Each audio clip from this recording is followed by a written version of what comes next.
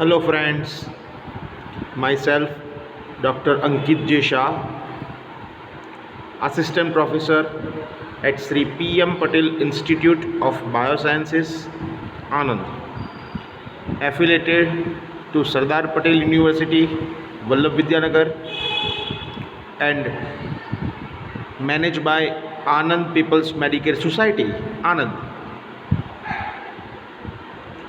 Today, in this video, I would like to teach students of BSc semester 3 in the main branch of chemistry, and in this session I will discuss on subject physical chemistry and subject code according to Sardar Patel University is US03 CCHE22, and in this session I will be sharing my thoughts on unit number 2, that is chemical thermodynamics, and keywords of this session are Hess's law. So students, as you all know that if you have watched my previous videos, we have covered so many topics of this unit. So first, before starting this video, I would like to remind you that what we have gone through in this unit, because in the upcoming topic will be very important, but for that you must know our previous topics. But first of all, I would like to request you all, please subscribe this YouTube channel. If you are not subscribed until now, subscribe this, because you will get to see all the videos of mine and my colleagues of all your subjects during the bell icon, so you will get the notification whenever the video is uploaded for you. So, and it's a kind of material to you for the preparation of external exam. So once again, I'll request you, if you like my video, like it, share it to your friends, and do watch this video till the end, because in the end I will revise the entire topic once again and give you the important questions that can be asked from this section. So now, without wasting any time, let's move towards our syllabus. So first, I would like to remind you what we have seen until now. So students, in this unit we have seen 10-12 definitions, that is homogeneous system means which has only one phase, heterogeneous system which has more than one phase. Then we have seen system. You know the definition of system: a small part of universe which is separated by other part, where practicals are done and results are noted down. That is known as system. Surrounding the part of universe, the other part of universe other than system, known as surrounding. Now types of surrounding, in which we have seen three things, that is open system, closed system, isolated system. So how to differentiate this? So I told you that just remember two words: mass and energy. If mass and energy both can be exchanged between system and surrounding, it is known as open system.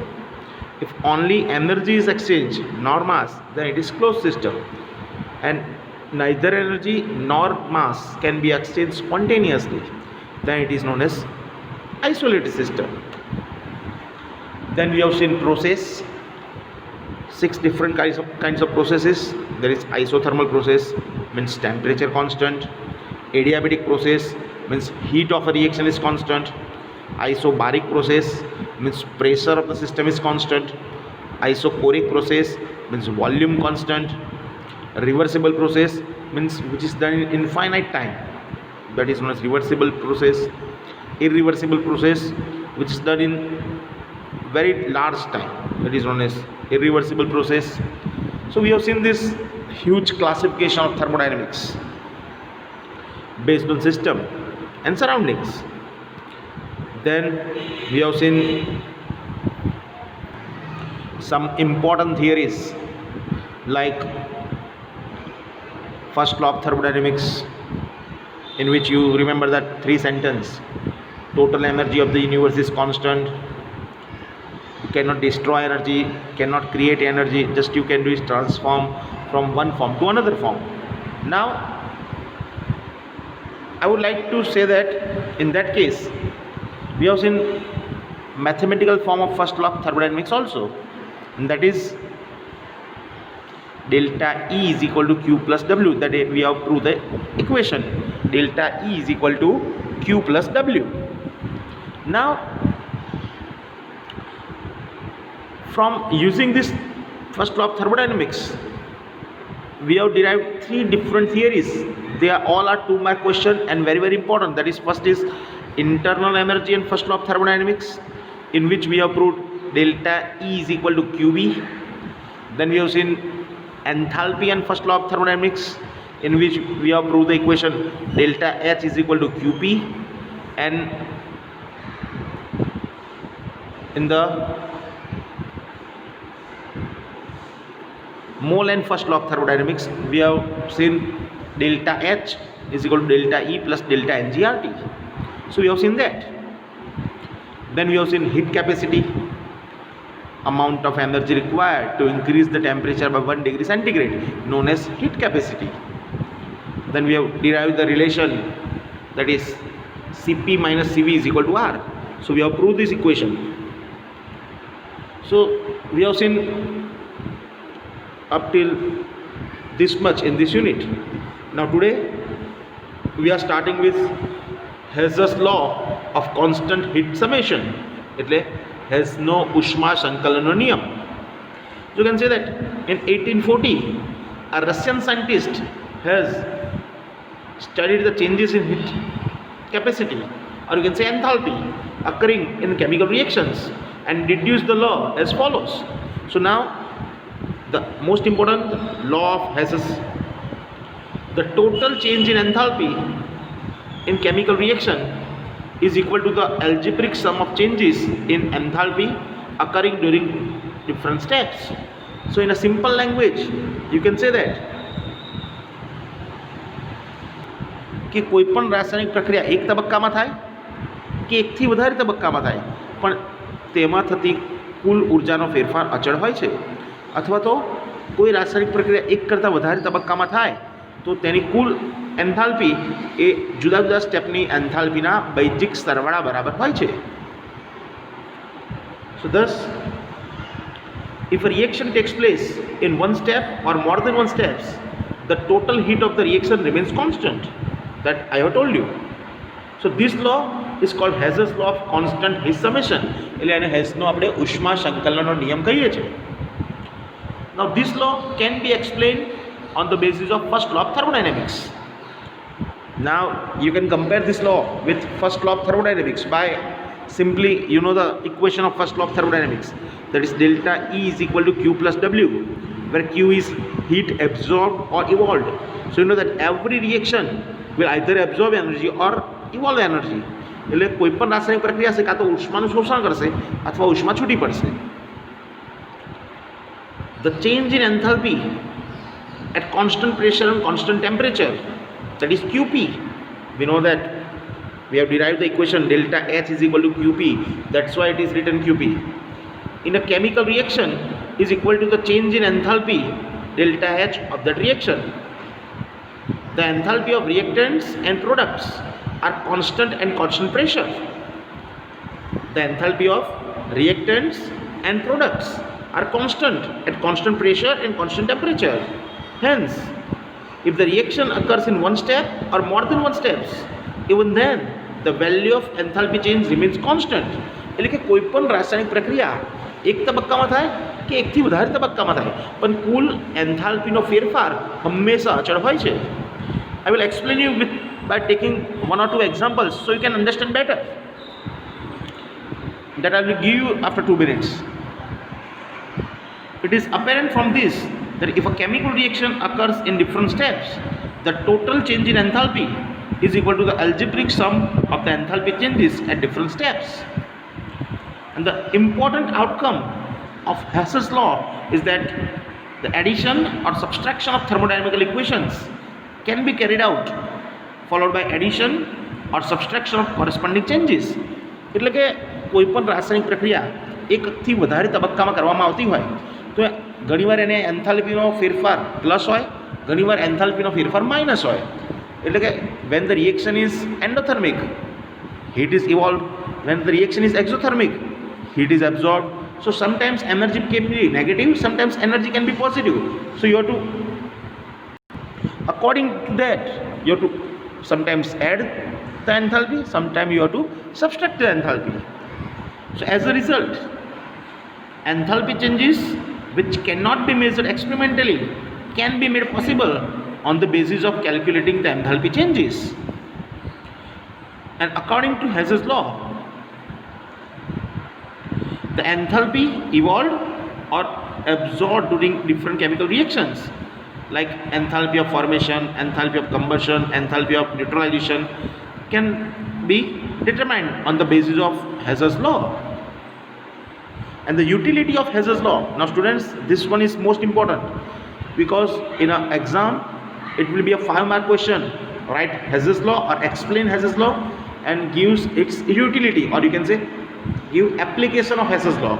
So you have to take a reaction and apply this Hess's law and explain how the enthalpy change will be constant. So here I am taking 2 examples. First one, say illustration A. Here carbon dioxide, formation of carbon dioxide. Simply you can say that it's a formation of carbon dioxide. So in reaction A, you can see that carbon plus O2 means C plus O2 gives CO2. That is one chemical reaction. The change in enthalpy here, delta H will be minus 393.5 kilojoule per mole. Minus 393.5 kilojoule per mole.